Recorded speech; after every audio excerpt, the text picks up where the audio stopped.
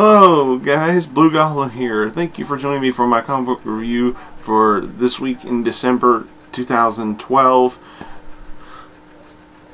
We survived the end of the world. Yes, we are still alive. And Christmas is coming up. As I am filming this review, it is still not Christmas yet, but figured I'd dress up for the occasion, everybody. Got a lot of books to cover. I'm going to start with DC and end with Marvel. And no, I did not get Amazing Spider-Man issue 700 early like a lot of other people on the internet have been saying that they have. And I'm trying my best to avoid spoilers, trying to avoid going to websites that give away what's going on in Amazing 700. I'm going to wait until I can get it, buy it, and read it. Then I'll share my thoughts.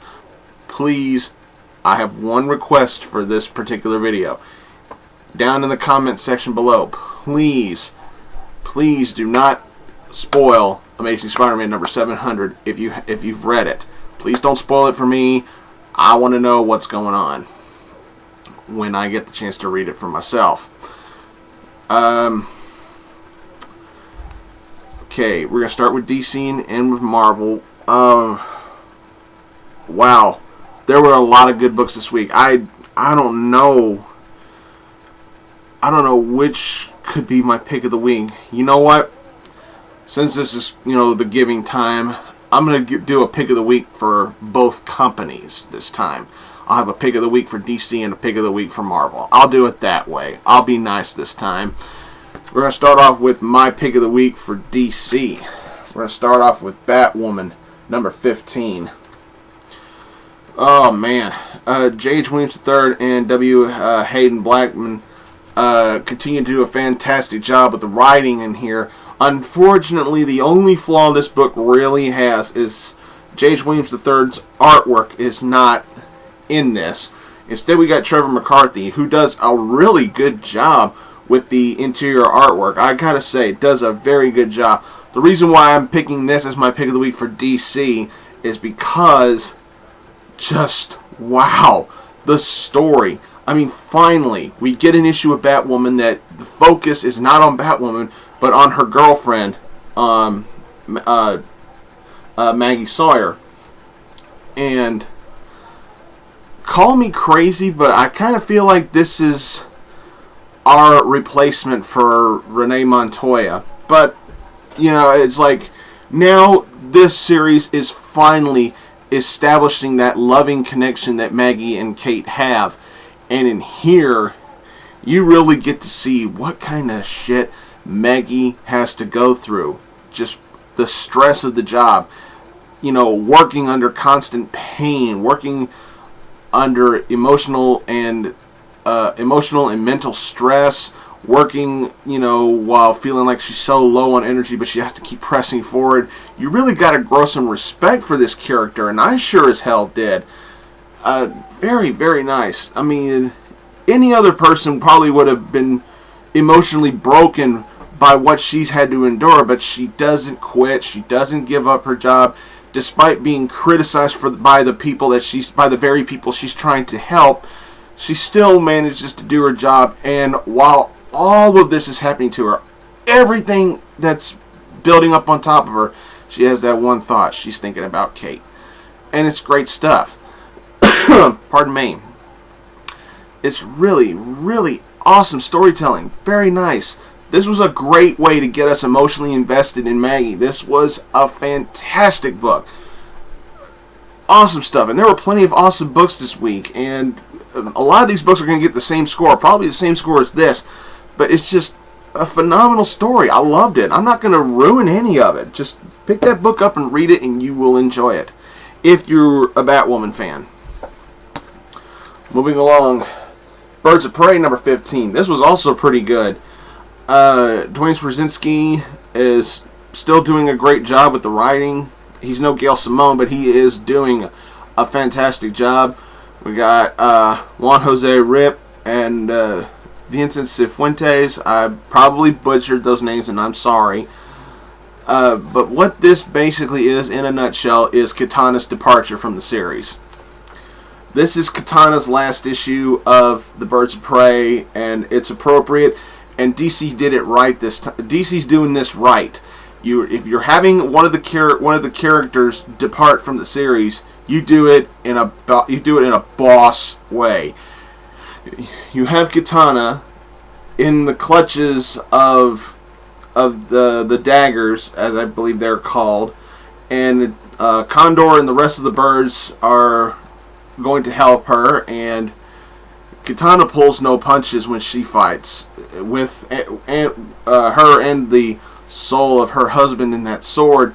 It's just phenomenal action, great drama, good dialogue between the characters. Starling is still awesome. Batgirl's done very well in here. Black Canary still got some problems and everything. And in this issue, we get to see just how powerful her canary cry can get. And Starling was even like, sweetie, it's like if it weren't for these earplugs that you gave us earlier, my head would be jelly or something like that. She said something like that, and we also learned something very distinctive about what she sees sometimes when she channels her canary cry. And I'm not going to give that away.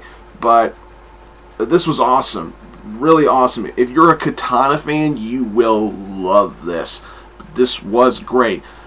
But also another thing, there's a double-edged sword, no pun intended.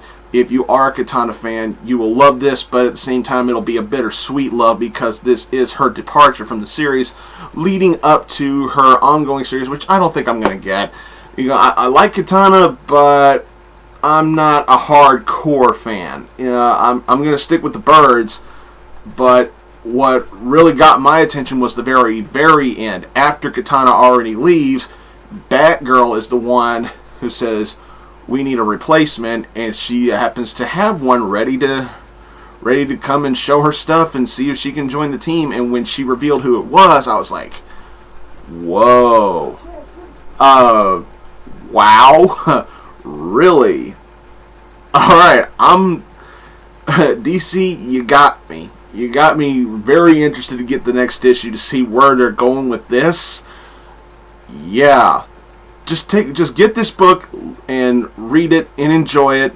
Wish Katana a good departure, and then see who Batgirl picked to replace her. Damn. Alright, moving on. Alright, Green Lantern number 15. Okay, y'all know how I feel about this series and how I feel about Jeff Johns. Just give Jeff Johns Aquaman, and that's it. I gotta admit, this issue was actually pretty good. We get Boz continuing to be hunted and everything, and Boz unfortunately learns the hard way that the rings run on unlimited power. You have to keep them charged. And unfortunately, he does not know that yet. And a fellow another Green Lantern, who I saw him, I was like, woo, yes, I've been waiting to see, I haven't seen this guy in years. And I'm like, yes, it's good to see him again. And he informs Boz that he was like, wait a minute, you're not who I was looking for. I was looking for Hal Jordan and everything. And there's a small hint in here. There's a hint in here that I'm willing to assume now that the Green Lantern Corps is now aware that the Guardians have gone mad. And it's just, this right here, this issue of Green Lantern did a good job of making this third army look very, very threatening. It's finally catching up with the presentation of the threat like Red Lantern's is doing. It's finally getting there. Because up until this point, the Red Lantern title was doing the greatest job of showing the threat of the Third Army. Now this series is finally getting up there. And the Third Army couldn't have showed up at a possible worse time for Boz. I gotta admit, I mean, I've been shitting on Jeff Johns here lately, but I gotta give credit where credit is due. This issue was actually pretty good. Okay, we're continuing on with DC. Green Lantern New Guardians number 15. Yeah, I think if you can just look at that cover, you know what this is. Kyle is going to master the avarice emotion, the greed, the orange, and oh man, I'll admit I wasn't expecting that much going into this. I'm like, okay, how do you master greed? It's simple. You want something, and you want it, and you want it. How hard could that be? But there was a nice twist in here. I'm going to go ahead and partially spoil this. There was a nice twist on how he was able to learn it. First, they had to get Larefleeze to agree to share orange energy with Kyle. And how they convince him was actually really well thought. Nice. Very nice. And he's like, okay, I'll share. And he's like, and Kyle's like, what the hell did you blast me for? And Larefleeze is like, he's like, take it from me. If you want this, it's like, if you want to master orange energy, you have to get by me. You've got to want it. And as soon as Kyle, and it's like instantly when Kyle masters the orange energy, we see it. He's like, oh God, how the hell could I not want this? I sure as hell want it now. And it's just awesome stuff. It's got everything in there, and then we get to the end of the issue. Oh God. The end of the issue, I'm warning all of you guys who read Green Lantern titles, I'm warning you, when you get to the end of the book, your blood will boil. You will get pissed off. You might end up seeing a red fucking ring come through your window and on your finger when you look at the last 2 pages of this story. It sure as hell pissed me off. And I swear to you, you know where I'm going with this. It's those blue-faced motherfuckers, the Guardians. When you see what they do at the end of this book, it will. There is no if, there's no maybe, there's no possibly, there's no nothing about that. You will get pissed. I promise you. I'm telling you right now, if Batwoman did not come out this week, this would have been my pick for DC. Because of everything about it. The training for the orange power, the way it was handled, the way we got to that point. And then the ending. Damn. Just damn. Moving on, the last of DC. We got Red Hood and the Outlaws, number 15. Scott Lobdell. I know I've been hating on him here lately. But I gotta once again be brutally honest and say I actually enjoyed this issue. Very, very nicely done. Apparently, Jason Todd can hold his own fighting with a shower curtain rod, just simply wearing a towel, and he's able to whoop a bunch of cops. That was kind of funny.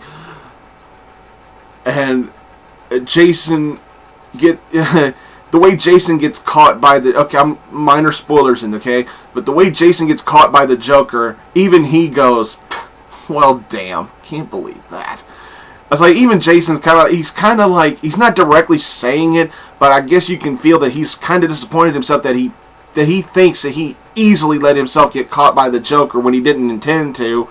He was wanting to go warn the rest of the Bat family about the Joker, and he gets captured, and you can just tell in his dialogue, he's like, shit. You know, and it's just great. And, oh man, if you read Batman 15 about, you know, how Bruce believes that the Joker is simply bluffing about knowing who they are, read this book and then try to convince yourself of that. Because there are a lot of clues in here. A lot of clues in here that state that the Joker might not be bluffing. And even Jason himself says it in his inner dialogue, saying either Bruce was wrong or he lied to us. Because Jason is now convinced that the Joker may indeed know who everybody is, and he might not be bluffing after all. Very nice work. And the stuff that the Joker does to Jason here, damn! I gotta admit, this is my student, Chris, Brofist, dude, TheMtVernonKid, you were right. This is, without a doubt, the most unpredictable Joker we've had in a long time. I honestly did not know what I was going to be getting into when I read this, and it was a great story. And it ends sort of on a laugh with, with Arsenal and Starfire coming to help, running out to go rescue Jason, and Starfire. God, Corey, I love you, but really, you have the nerve to ask, what's a Joker? Corey, Princess Coriander, I love you to death, sweetie, but what? Out of your DC history, you mean to tell me you've never heard of the Joker? Really, Lobdell, really? You're going to write that? Whatever. But this was good. This was good, nonetheless. Moving on to Marvel. We're going to start Marvel off with All New X-Men number 4. I got to admit, as much as I have been hating on Cyclops lately, that is a bitchin' cover. It's Scott versus Dick. Which Summers is going to be the victor? Is it going to be Scott, or is it going to be Dick? I got to admit, Scott pretty much, in a sense, Scott and the rest of the original X-Men give Dick a really good rude awakening here. But, oh man. When Dick Summers runs across Scott and the original X-Men, he's like, at first he's thinking, okay, somebody, a telepath or shapeshifters must be fucking with me, and then Dick Summers, current Cyclops, sees Jeannie. And instantly, all the memories of him and Jean just racing through his mind, going, oh my God. And he's saying out loud, and he's saying in his mind, going, oh my God. And Jean's reading his fucking mind while he's thinking this, and he's like, it's her. The woman I fell deeply and madly in love with. The woman the true love of my life. And she's like, stop it! Stop thinking these! And he's like, gosh, she's just as beautiful as she was before she. And she's like, stop it! And telepathically just throws him all over the place. And you get to see more of his powers acting wonky and everything. And it's just, this one was really, really heavy on the drama. Really heavy on the drama. And it's just, this was just great. I'm not going to say anything else about it. I think Bendis is doing one hell of a job with this series. And Stuart Immonen's, his artwork is just great stuff. I like this series. And do yourselves a favor. Go ahead and get into this series. This is really, really good. Excuse me. Alright, moving on. Astonishing X-Men number 57. Saw my dear friend on Tumblr, Samantha. She's the finger fucking female Fury, or 4F, as I believe my student calls her. But she reviewed this issue, and I thought her review was very, very well done. And check her out on Tumblr, by the way. However, I gotta admit, I'm not a huge Warbird fan, but Marjorie Liu did a great job with this. Really great job. I loved the storytelling. The action, the dialogue, it was all great. But I wouldn't be me if I wasn't brutally honest. I didn't like the artwork. I didn't. I love the cover art, but Walta and Ruiz Their artwork, I was not liking it. It's one of those. This is one of those issues where, like, the art changes halfway through the book. Like, the first half is done by somebody, and the second half is done by somebody else. The first half, I could tolerate it. The second half, I despised it. The second half of the book, the artwork was so scratchy, so sketchy, it literally looked like it was rushed. I'm like, a lot of people's heads looked triangular. Logan looked like shit.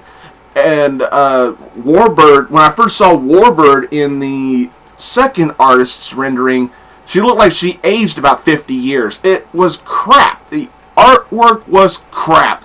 The first half of the book, I could at least tolerate it because the storytelling was so good. But I'm sorry, I gotta be brutally honest. I don't like the artwork in here. Go back to get somebody who can really sell the storytelling with some great artwork, please, Marvel. I'm not trying to slam these two, but oh god, hey, but it could have been worse. It could have been done by Greg Land, because I don't think I would want to see Warbird doing that Abercrombie and Fitch style orgasmic smile. You know what I'm saying? No. Good storytelling, though. Really, really good storytelling, just shitty artwork. Moving along, Captain America #2. Rick Remender and John Romita Jr. I have mixed feelings about this. John Romita Jr.'s artwork is always good to me. He's one of my personal favorite artists. But Steve and this little child here, Ian, I believe is what Steve calls the child. Okay, they're in this other world and everything, and the beginning of this book says they've been there now for a year. Why was it necessary to write that they've been there for a year? Because not one single page, not one single bit of dialogue is given as to what could possibly be going on out on Earth. You know, because apparently Steve's been gone for one solid year, so shit must be going down. Who knows what's going on up there? And we don't get a single clue as to what's going on out in the real world. All we get is that Steve's been here for a year, and him and this child are continuing to survive out there. That's literally all we get. And I'm sorry, I don't like that. I would like to get, if you're gonna write a story, Rick, if you're gonna write a story that says that he's been there for a year, could you at least give us some hints that something might be going on out on Earth? Who's looking for Steve? Does anybody know Steve's gone? What's going on out there? We get nothing. And it ends on a cliffhanger that I didn't know what to think of. I don't know. This particular issue right here is making me question whether or not I made the right decision to get on board with this series. Because it just seemed a little... the storytelling and the writing, you know, despite it being Rick Remender, I'm sorry, it felt a little sloppy, and it felt a little unfinished. We need to know what's going on out in the real world while Steve is here. We didn't get anything, and that really disappointed me. John Romita Jr.'s artwork is great, but it doesn't save it. I have to admit, I didn't really like this book that much. Moving on, we're coming to the pick of the week for Marvel Comics. Marvel's pick of the week goes to Captain Marvel #8. We got Kelly Sue DeConnick and Christopher Sabella doing the co-writing in here, and we got Dexter Soy on the artwork. Fan-fucking-tastic. I even tweeted to Kelly Sue DeConnick, and I said, this book was a big, steaming pile of awesome. This was great. I mean, you talking about an issue of Captain Marvel that really sells the character. You got it right here. You got the current Captain Marvel and a former Captain Marvel, Monica Rambeau. I can never get her name right. I'm sorry if I got it wrong. But we got them working together to stop this ginormous robot made out of scrap metal and stuff, and we get to see just what kinds of crazy shit they can do with their powers. And you get to see Monica take a lot of chances concerning her powers with what she's been seeing in the previous couple issues, and it's just great. And then they do this one trick I'm not going to ruin. They do the way they stop this monstrous robot was awesome. Was just simply awesome. Loved it. I loved the dialogue. Loved the action. The dialogue had everything. It had drama. It had comedy. It had everything you could want in a great comic book. The action was great. The logical thinking was great. The way that Monica and Carol worked together, it was just phenomenal. Loved every bit of it. Awesome book. Awesome series. Let's hope Marvel sticks with it. Captain Marvel number 8, my pick of the week from Marvel Comics. Just phenomenal. Alright, moving on. Scarlet Spider number 12.1. Chris Yost is still doing the writing. God. For a .1 book, most of the .1 books I've been reading have not really been up to par with what I would expect them to be, but in here, it's a whole different story. This was great. This was fun. I mean, Scarlet Spider has always been a fun series to read, but however, this particular issue takes the series from fun and dips it a little bit into the real serious shit.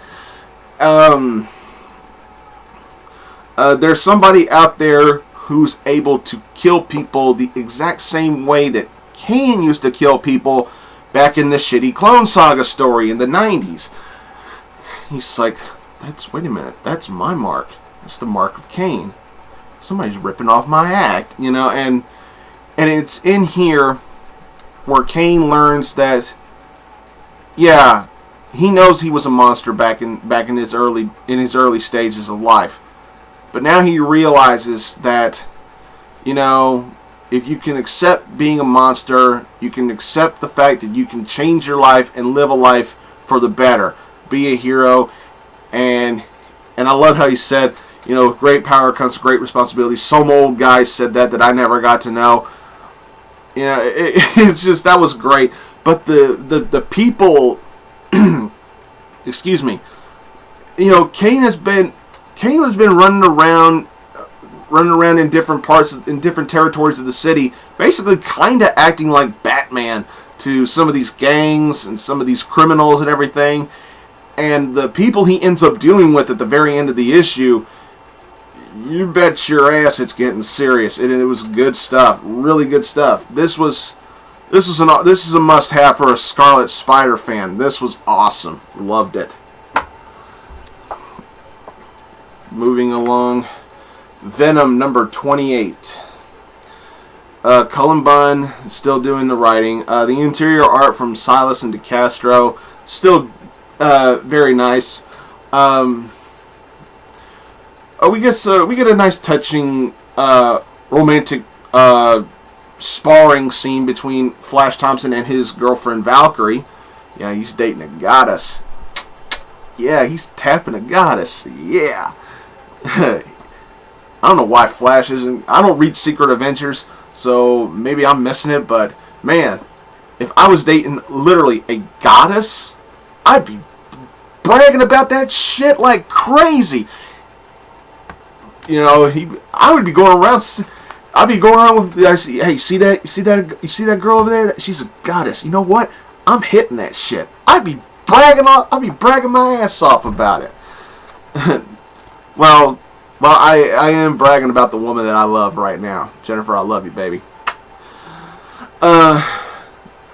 But back onto this series, it's just this was pretty good. I'm glad we're staying away from the whole hellfire and demons and shit that we got out of, and we're now dealing with some old foes, the UFOs, if you will. And things ain't looking so good for Flash in this. That's pretty much pretty much all I'll say at this point is just that he even says in the book, he's like, the last time I fought these assholes, I nearly died, and I had backup then. I'm pretty much in deep shit trying to do this by myself, and he is right. Things don't look so good for Venom. No, things don't look so good. Let's just leave it at that. Alright. Continuing, Wolverine and the X-Men number 22. This whole Psycho Circus thing is starting to wear down. Starting to wrap things up in here. We got the children of the Jean Grey School still deep in peril within this Psycho Circus. And I'll go ahead and give this away. Some of the X-Men are starting to remember who they were, starting to remember who they are, really. And I loved how Storm found out, how Storm remembered. I loved how that happened. I believe Wolverine starts to remember who he was, but it's, I think it's all connected to some of the shit that goes on later on, earlier in the issue. It's, Jason Aaron is still doing a great job. Still doing a really, really great job with this.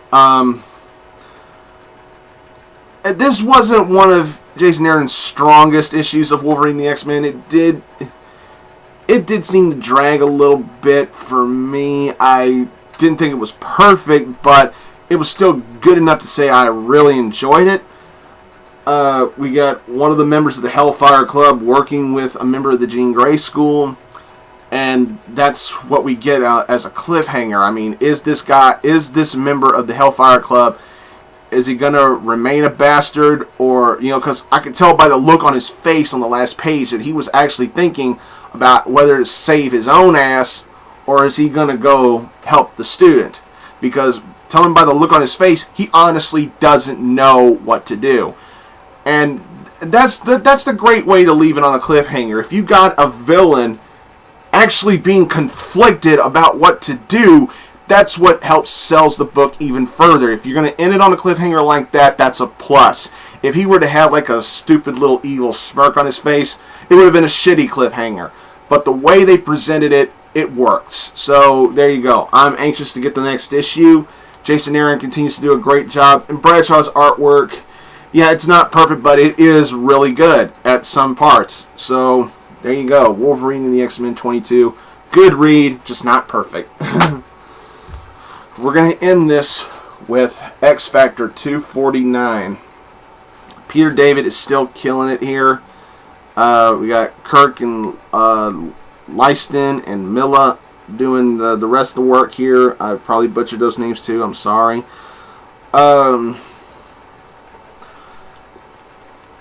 To me, the best thing about this book was Monet. M. All the shit she went through, she has every right to be pissed off. And even Lorna was like, look, if you're going to be pissed off at some people, be pissed off at them, the people that we're fighting. And she's like, okay. And all hell's just breaking loose.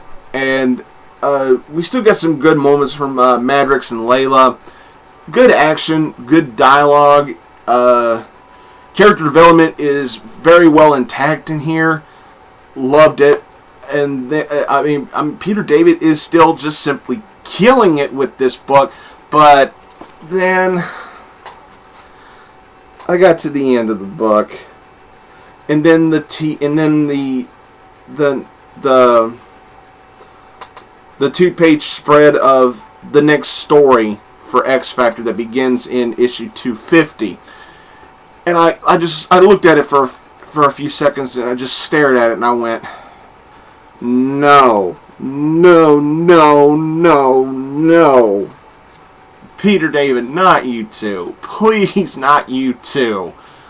Are you fucking kidding me? Marvel, why? What is your obsession with demons and monsters from hell and shit? We just came off a bullshit hell demon, hellfire stuff story with Venom. Now we're going to go through one with X Factor. For the love of God, I am sick and tired of these demons from hell and fighting monsters from hell and hellspawn, hell on earth stories. I am burnt out, no pun intended. I am burnt out on them. I'm tired of them. Do something different. For God's sakes, I am sick of it. But other than that, that issue was 249 was good. But for the love of fucking Christ, no more hell stories. I'm done with that shit. I'll continue reading X Factor because who knows, Peter David might actually pull it off. But I can't promise that I'll worship it as much as I have been. It's just enough of hell, enough of Satans, enough of demons, enough of flames from the ground and all that shit. I'm tired of it. Alright, that's all I got for this week, everybody. I want to thank you all for watching. I want to thank you all for subscribing. Go check out my Blugoblin X channel. I just uploaded a video on my Blugoblin X channel. Very late, but it is there. It's my review for Ring of Honor's Final Battle 2012 Internet pay-per-view. Check that out. Let me know what you think. Look for me on Twitter or on Tumblr. I would greatly appreciate it. Don't forget to subscribe to my student, TheMtVernonKid. Thanks again for watching, everybody. Everybody, please have a safe and happy Christmas. Thanks for watching, and I'll see you later.